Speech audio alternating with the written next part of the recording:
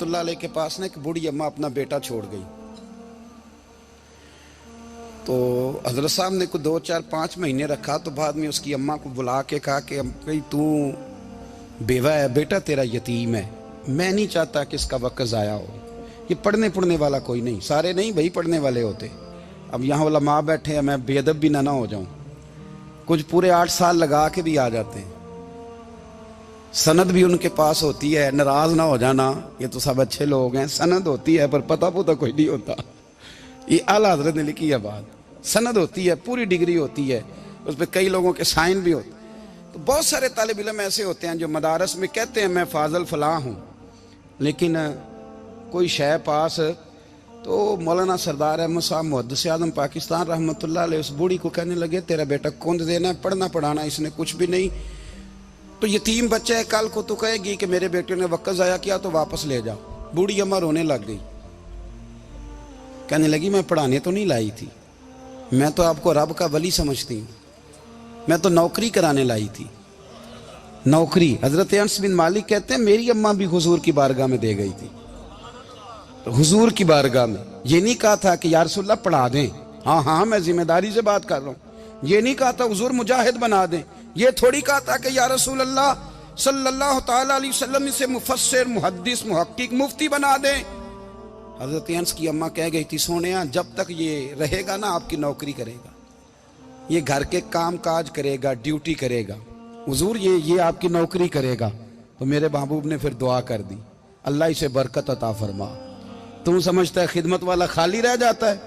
जितना जायका खिदमत वाले को मिलता है, जो उसके नसीब में आता है, वो किसी का नसीब कहां भाई। हजरत अनस कहते हैं हुजूर ने दुआ कर दी बरकत की। मुझे तो खेती बाड़ी आती भी नहीं थी, पर लोगों के बाग में साल में 1 दफा फल लगता था, मेरे बाग में 2 दफा लगता था। हुजूर ने दुआ कर दी अल्लाह इसे औलाद दे। फरमाते हैं मेरे बेटे, मेरे पोते, मेरे नवासे, मेरी बेटियां, फरमाते हैं मैं जिंदा हूं और मेरी 100 औलादे मौजूद हैं। परेशान हो गया 100 सुन के कि बच्चे 2 ही अच्छे, 100 औलादे मेरी मौजूद हैं। हजरत अनस बिन मौलाना सरदार अहमद साहब के पास ना छोड़ गई बच्चा, कहने लगी हजरत जी मैं को पढ़ाने के लिए थोड़ा छोड़ गई हूँ, मैं तो इसलिए छोड़ के गई हूँ कि आप मेहरबानी करें खिदमत कराएं। तो हजरत जी कहने लगे कोई ऐसा काम ही नहीं, खिदमत वाला क्या कराऊं। कहने लगी पट्ठे पवा लिया करो जी। हूँ लड़ पेंदे ने, कहने ने बच्चे काम कर दें मदरसे का। हालांकि अब कहाँ बच्चे काम करते हैं, अब तो गुजर गया दौर, अब तो बच्चे काम कराते हैं। अब बच्चे भी नाराज हो रहे हैं, घूर घूर के देख रहे हैं। सही कह रहा हूँ आपको, बच्चे काम कराते हैं, बच्चे कहाँ काम करते। कहने लगी ये चारा डाले करेगा आपकी भैंसों को। तो हजरत ने उसको कहा कि बीबी चारा मेरी भैंसों को डालने के लिए मैंने बंदा रखा हुआ है, तो तू जा ले जा। कहने लगी हाथ बांध के हुजूर मेहरबानी करें रख ले, चारा डालेगा। और पुत्र तवज्जो से चारा डालना हजरत की भैंसों को। रोने लगी, हजरत ने रख लिया, महीने का खर्चा भी देते। शाम को ना वो सारा दिन काम करता, शाम को आके पैरों में भी बैठ जाता, हजरत जी लाएं तेल थोड़ा सा, पैर ना दबा दूं। 8 साल साथ वाले पढ़ते रहे, ये बेचारा नौकरी करता रहा, मेरा रूप भी नहीं ते मेरा रंग भी नहीं, और मैनू यार मनान दा टंग भी नहीं। कभी कभी ना हजरत बिलाल हबशी फारग होते ना, तो नबी पाक की बारगाह में अर्ज करते हुजूर कोई काम तो नहीं, सारे हो गए, हुजूर जाऊं जरा, चले जाते। एक दिन सलमान फारसी कहने लगे या रसूलल्लाह ये बिलाल कहाँ जाता है। फरमाया जा देख के तो आ। हजरत सलमान वापस आए तो आके रोने लगे, कहने लगे सोनिया जब यहाँ से जाता है ना तो जाके सैयदा फातिमा की चक्की पीसनी शुरू कर देता, बीबी साहबा के काम करने लगता है, घर में जाके स्नैन की ड्यूटी करता है, वहां भी काम यहाँ भी काम। वो चारा डालता रहा, उसने चारा डाला। हजरत मुहद्दिस आज़म की भैंसों को दस्तार फजीलत का वक्त आ गया, सारे पगड़ियां सजा के आ गए, आज दस्तार होगी। ये ना पीछे होके बैठ गया, चूंकि पढ़ा ही नहीं था तो दस्तार का है कि दस्तार तो उसकी जो पढ़ेगा, हमने तो पढ़ा ही नहीं, हमने तो यार पढ़ा, घर पढ़ा, ड्यूटी करी। हजरत मुहद्दिस आज़म रहमतुल्लाह अलैह के यहाँ जब ऐलान होने लगा ना कि अब दस्तार होगी, तो हजरत ने पहला ऐलान उसका फरमाया। तो मजा वाला बंदा कपड़े भी कदी कदी बदल देना, वो कहता है जिस हाल में भी था मैं पलट के देखने लगा कि पड़ा पड़ा है तो है, कोई शय नहीं, तो ये माजरा क्या है। पीछे से उठ के आए तो کہتے ہیں باقیوں کی دستار کسی عالم نے کی, کسی صوفی نے کی, لیکن یہ بھینسوں کو چارہ ڈالنے والا جب آیا تو محدث اعظم نے فرمایا پگڑی کے بال کو کوئی ہاتھ نہ لگائے, یہ ساری دستار میں نے کرنی ہے. اور فرماتے ہیں حضرت بال بھی دیتے جاتے تھے اور آنسو بھی بہاتے جاتے تھے, ماتھا بھی چومتے تھے اور فرماتے تھے دستار کے بعد چلا تو نہیں جائے گا یار, مجھے تو عبادت بھی نہیں رہ گئی, مجھے تو چابیوں کو بھی نہیں پتا کون سی کہاں رہتی ہے, جائے گا تو نہیں تو رو پڑا, کہنے لگا سونے جائے تو وہ جس کے پلے کچھ ہے ہو, آتا جاتا تو ہے کچھ نہیں, مجھے کس نے رکھنا ہے, میں نے کہاں جانا ہے, ادھر کہاں تو ادھر ہی رہوں گا. وہ اس طالب علم کے سارے استاد بھائی کہتے ہیں اس نے دستار کرائی, پڑھا پڑھایا کچھ نہیں, پر جو مسئلہ اڑ جاتا تھا نا, وہ جو اڑ جاتا تھا نا, وہ جا کے اس سے پوچھتے تھے تو کتابیں کھولنے کی ضرورت نہیں پڑتی تھی. حضرت ام سلمہ رضی اللہ تعالیٰ عنہ کہتی ہے میں نے عرض کی یا رسول اللہ صلی اللہ علیہ وسلم میری بچی بڑی بیمار ہے, تو مجھے کسی نے کہا ہے یہ تھوڑی سی نشے والی چیز ہے, یہ بنا کے تیار کر کے دو صحیح ہو جائے گی, بیمار ہے بچی تو یہ نشے والی چیز ہے, اس کو تیار کر کے دو, تھوڑا نشہ ہے. اگرچہ بعض, میں نے شروع میں کہا, بعض لوگ مریض کو, سخت مریض کو ایسی ادویات جو مجبوری بن جائے اس کی گنجائش اور اجازت دیتے ہیں. محتاط علماء تو اس میں بھی بہت ساری چیزیں پہلے بیان کرتے, لیکن اس نے کہا جی نرا نشہ دینا ہے شفا کے لیے.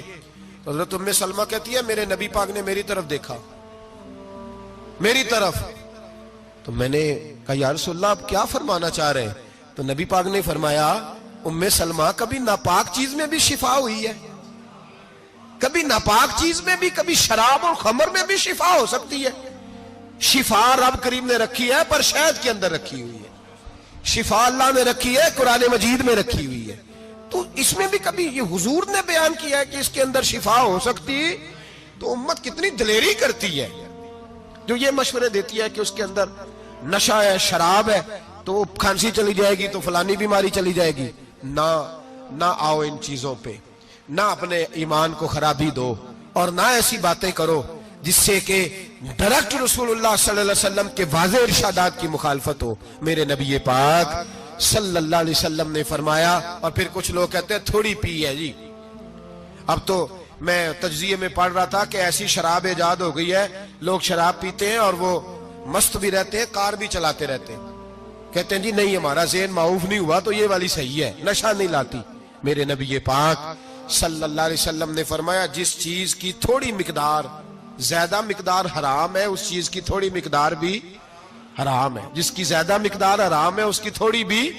تو خمر اور شراب اگر فل پینا جائز نہیں تو تھوڑی پینا بھی جائز, یہ حرام ہے اور حرام تھی اور قیامت تک حرام ہی رہے گی. میرے نبی پاک صلی اللہ علیہ وسلم نے منع کیا اور حضور نے اظہار ناپسندیدگی فرمایا, فرمایا 40 دن تو عبادت ہی قبول نہیں ہوتی شراب پینے والے جب تک سچی توبہ نہ کرے. یہ لفظ جب ادا کرتا ہوں تو شرم سے میری زبان لڑکھڑاتی ہے کہ یار درباروں پہ بھی نشہ بکتا ہے. میں یہ بات کر رہا ہوں صوفیاء کا ترجمان, درباروں پہ, مزاروں پہ, اور سجادہ نشینوں تمہیں زمین نگل جائے, آسمان تمہیں لے اڑے, تم پر قہر نازل ہو, تم نے باپ دفن کر کے تو وہاں نشے کا اڈا بنا لیا, ماؤں سے بیٹے چھیننے لگے ہو, عورتوں کے سروں سے کپڑے چھیننے لگے ہو, سہاگ مارنے لگے ہو, بیٹیاں اور بیٹے یتیم کرنے لگے ہو, نشہ بیچتے ہو درباروں اور مزاروں پہ. یہ تماشا لگ گیا. آپ کیسے کروں یہ بات, پر کرنی پڑ رہی ہے, مجبوری ہے, یہ مضمون مکمل نہیں ہو سکتا. بند کر دیں وہ دربار, ہمیں نہیں چاہیے جن درباروں پہ نشہ بکتا ہے. میں ذمہ داری سے کہہ رہا ہوں, بات ریکارڈ ہو رہی ہے. جوتے کی نوک پہ وہ سجادہ نشین جو امت کو ڈرگز دیتا ہے, وہ سجادہ نشین کا ڈیرا نہیں, وہ گند کا اڈا ہے, وہاں سے فیض نہیں مل رہا, امت کی تباہی ہو رہی ہے. بتا دو, پھیلا دو, اس کو اعتراض کرنا ہے کرو. میرے رسول پاک سید عالم صلی اللہ تعالی علیہ وسلم کا دین ضروری ہے, کسی پیر کی سجادگی ضروری, بولیے سجادگی ضروری. بڑی ذمہ داری سے کہہ رہا ہوں اور نمائندگی کر رہا ہوں اپنی جماعت کی. نہ ہمارے بزرگوں نے کل اس کی حمایت کی تھی، نہ آج کرتے ہیں، نہ قیامت تک کریں گے۔ بند کر دیں وہ دربار اور مزار۔ بزرگ دنیا میں یہ کام کرنے آئے تھے، اور ہماری سوچ اتنی گر گئی ہے، اتنے ہم کمزور ہو گئے۔ کہتے ہیں جب اس کو چڑھ جاتی ہے تو پھر بڑی معرفت کی باتیں سناتا ہے۔ تجھے شرم نہیں آئی ہے لفظ کہتے ہوئے؟ اب نشئی تجھے معرفت سکھائے گا؟ اب تو شرابی سے، بھنگی چرسی سے دین سیکھے گا؟ کہتے ہیں اس نے پی ہوئی تھی، چڑھی ہوئی تھی، بات کر دی تو میرا کام بن گیا۔ اتنی گندی اور میلی سوچ صاحب ایمان کی ہوتی ہے، تو اب نشیوں سے جا کر دعائیں کرائے گا؟ سن، میرے نبی پاک صلی اللہ علیہ وسلم نے فرمایا جو شراب پی لے، نشہ کر لے، اس کی تو 40 دن تک عبادت رب قبول نہیں فرماتا۔ تو کہتا چڑھی ہوئی تھی تو اس نے دعا کر دی، تجھے شرم ہی نہیں آئی بات کرتے؟ حیا ہی نہیں کیا تو نے جملہ بولتے؟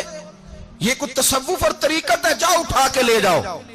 ایسی کوئی تصوف اور طریقت ہمیں نہیں چاہیے، ہمیں وہ والی طریقت چاہیے جس میں خدا کے قرآن کی بات ہوتی ہے اور محمد مصطفیٰ کے فرمان کی بات ہوتی ہے صلی اللہ علیہ وسلم۔ تو بھائی یاد رکھو، یہ کوئی طریقہ نہیں۔ ایک مزار ہے، مجھے ایک صاحب کہنے لگے آ جائیں یہاں بھی فاتحہ پڑھیں۔ میں نے کہا یہاں کیا ہے؟ کہنے لگے تھے تو بابا جی نشہ بشا کرتے، پر اب سنا ہے لوگوں کی منتیں بڑی پوری ہوتی ہیں۔ مجھے جذبات بڑے کم آتے ہیں۔ میں نے اس آدمی کو گریبان سے پکڑ لیا، میں کہ ادھر ہٹ، وہ تو نشہ کرتا تھا اور تو جاتا تھا، تیری یہ کیسے طاقت ہوئی؟ تو نے مجھے مشورہ دے دیا، تو ہمیں کمزور سمجھتا ہے؟ ہم کمزور ایمان کے لوگ ہیں، اور میں یہاں تجھے کہوں گا نہیں نہیں میں یہاں نہیں جاتا، میں وہاں جاتا ہوں۔ بالکل کوئی لگی لپٹی بات نہیں، کھری بات۔ تصوف وہ، دربار وہ جہاں قرآن پڑھا جائے اور رسول اللہ کی حدیث سکھائی جائے، باقی کوئی مطلب نہیں کسی قسم کا۔ میں داتا صاحب کبھی جاؤں نا جلسہ کرنے کسی کام سے، کسی تقریب میں، تو میں داتا صاحب کے مزار پہ نہیں جاتا۔ میں کہتا ہوں یار یہ جرانہ نہیں کہ بندہ کسی کام آیا تھا تو فاتحہ پڑھ لی، واپس چلو، گکھڑ سے سپیشل آئیں گے داتا صاحب کے مزار پہ حاضری دیں۔ اور میرے سنگی گواہ ہیں کہ میں سپیشل ٹائم نکال کے بہت سارے کام چھوڑ کے سپیشل جاتا ہوں، اور میں مراد ماننے نہیں جاتا، میں داتا صاحب کا شکریہ ادا کر دے جاتا ہوں۔ میں ان سے کہتا ہوں حضور آپ کی مہربانی، آپ یہاں آئے تو ہمارے بڑے بھی رسول اللہ کے غلام بن گئے۔ میں تو سلام عقیدت پیش کرنے جاتا ہوں، ہم مزارات پر جانے کے قائل نہیں، بلکہ ہماری تو عقیدت کا درجہ ہی مکمل نہیں ہوتا جب تک ہم مزار پہ سلام نہ کریں۔ پر مزار داتا صاحب کا، مزار خواجہ معین الدین اجمیری کا، مزار غوث اعظم جیلانی کا، مزار محدث اعظم مولانا سردار احمد کا، مزار اولیاء کا، مزار میاں شیر محمد شرک پوری کا، مزار رب کریم کے بندوں کا۔ بھنگیوں چرسیوں کے مزار نہیں ہوتے، اور نام ان مزارات کے قائل ہیں، بالکل قائل نہیں ہم۔ میں تھوڑے دن پہلے لاہور گیا تھا، تو میں کار میں میاں صاحب میاں شیر محمد شرک پوری کا ذکر کر رہا تھا۔ میں اپنے دوستوں سے کہہ رہا تھا یار بہت بڑا بابا ہوا ہے، تو مجھے کہنے لگی کرامت کیا ہے؟ میں نے کرامت یہ ہے کہ ساری زندگی سنت کا درس دیا ہے۔ تو مجھے کہنے لگے آپ کبھی گئے نہیں؟ میں نے کہا میں اسپیشل گیا تھا، اور تھوڑے دنوں کے بعد پروگرام بناؤں گا تو میں ساتھ لے کے جاؤں گا۔ ہم مزارات کے قائل ہیں، حاضریاں دیں گے مزاروں پہ، لیکن بھنگیوں چرسیوں کے مزاروں پر جانے کے قائل ہیں؟ زور سے بولے، یہاں جانے کے قائل ہیں؟ کوئی عقیدہ نہیں ہے ہمارا۔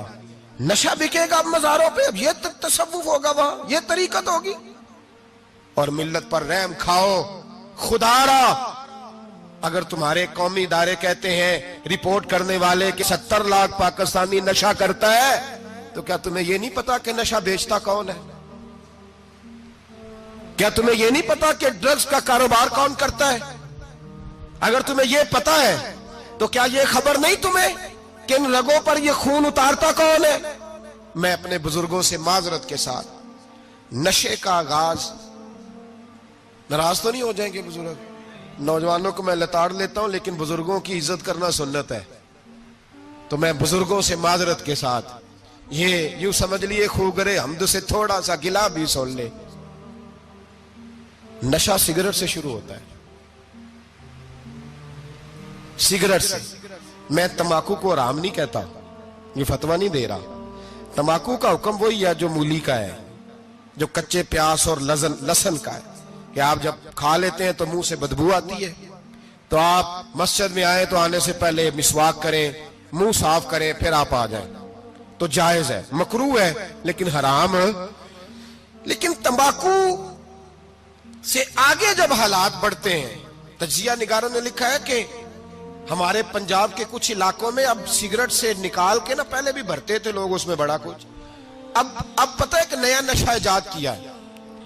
اب اس کے اندر چرس بھی بھرتے ہیں اور چھپکلی کو مار کے سکھا کے خشک کر کے اس کو پیس کے وہ ساتھ نشے کے ملاتے ہیں، اور اس کا حال یہ ہوتا ہے کہ آدمی کو زیادہ نشہ ہوتا ہے، اور کہتے ہیں وہ اتنا گند ہے کہ وہ آدمی کسی کو دانت بھی لگائے گا تو وہ بندہ بھی بیمار ہو جائے گا. کیا یہاں لوگ اسپرٹ نہیں پیتے آپ کے ملک میں؟ اور ہم کبھی سڑک پہ جاتے ہیں تو نشئی کو دیکھ کے مذاق کرتے ہیں، دیکھنا میں ہارن لگاؤں گا تو گاڑی کے ہارن سے گر جائے گا. لیکن تجھے پتا نہیں کہ یہ کسی ماں کا بیٹا ہے، پتا نہیں کسی بیوی کا شوہر ہے. ایک ہمارے دوست ہیں، بزرگ ہیں، ان کا داماد فوت ہو گیا، نشہ کرتا تھا. تو میں تعزیت کرنے ان کے گھر پہنچا تو کھڑے ہو گئے ہاتھ باندھ کے، کہنے لگے حضرت صاحب باقی ساریاں گلاں چھڑ دیو، صرف نشے تے تقریر کریا کرو. وہ جب جیتا تھا تو تب بھی اس کے بچے یتیم ہی تھے، یتیم ہی تھے. میری بیٹی جب میرے گھر آتی تھی اور میں اپنے پوتوں کے اتنے کپڑے اسے پہننے کو دیتا تھا تو میرا کلیجہ پھٹتا تھا. اور میری بیٹی اس کی زندگی میں بھی بیوہ کی زندگی گزار رہی تھی، وہ میری بہوؤں کے اترے ہوئے کپڑے پہنتی تھی. کوئی دعا کرو، کوئی جلسے کرو، یہ لت ختم ہو جائے. اور کہنے لگا اب میرے وہ چلا تو گیا ہے، دادا دادی اس کے پہلے کوئی نہیں، چچا ہے کوئی نہیں، جب تک تو میں زندہ ہوں ان نواسوں کو کوئی روٹی کا لقمہ، کوئی کپڑا مل جائے گا. لیکن سوچتا ہوں میں بوڑھا ہوں، مر گیا تو ان کو کوئی پوچھے گا بھی نہیں، کون ان کی خبر. اتنا ظلم اس قوم سے، اتنی زیادتی. اور آرام سے لکھ کر لوگ گزر گئے کہ یہ 70 لاکھ ہے، ان کا درد تو سمجھو، تکلیف تو سمجھو. 7 فٹ کا سونا جوان اور نشے کا عادی ہے تو کسی نالی میں پڑا ہوا ہے. اور میں نے کہا اس قوم کے ساتھ اس سے بڑا بھیانک مذاق کیا ہوگا. کوئی دانشور تھا بڑا ظالم، اس ظالم سے کوئی مشورہ لینے آیا، اس نے آ کے کہا تو بڑا ظالم ہے، بڑے کڑوے مشورے دیتا ہے، میرا ایک دشمن ہے، میں اس سے بدلہ لینا چاہتا ہوں، میرا دل کرتا ہے اس کا بچہ قتل کر دوں تاکہ وہ تڑپے.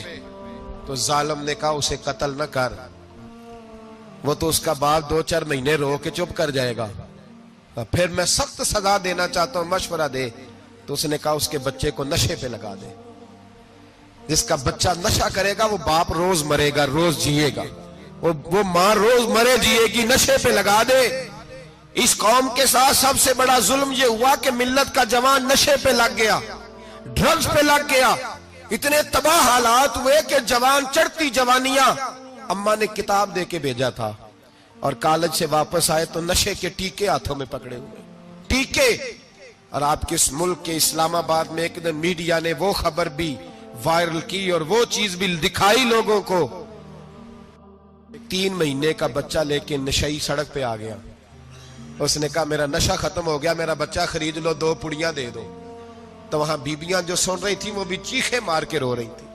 یہ ظلم کیا اس قوم کے ساتھ، اور کرپشن کی لعنت نے اجازت دی سپلائی کرنے والوں کو کہ گلی گلی بیچے، گلی گلی. انہوں نے کچھ تھوڑا ظلم نہیں کیا ان حکمرانوں نے. اور ہماری اپوزیشن، اس کو نہ صرف اتنا پتا ہے کہ یہ جائیں اور ہم آئیں، اس سے زیادہ کوئی غرض نہیں. بھائی کرپشن کے خلاف نکلے ہو تم، نشے کے خلاف کس دن نکلو گے؟ جوئے کے خلاف کس دن؟ قوم تو مر رہی ہے نشے سے، اس کے خلاف میدان میں کب آؤ گے؟ صرف اتنا ہے کہ یہ جائیں اور ہماری باری آئے، اس سے زیادہ کچھ نہیں. جتنے مجرم وہ ہیں اتنے ہی تم بنتے جا رہے ہو. اور اگر آپ نے ابھی تک ہمارا چینل سبسکرائب نہیں کیا تو فوراً سبسکرائب کیجئے، ساتھ ہی بیل آئیکن پر کلک کریں تاکہ مزید آنے والی ویڈیو ہے وہ آپ کو وقت پر ملتی رہیں. اللہ حافظ.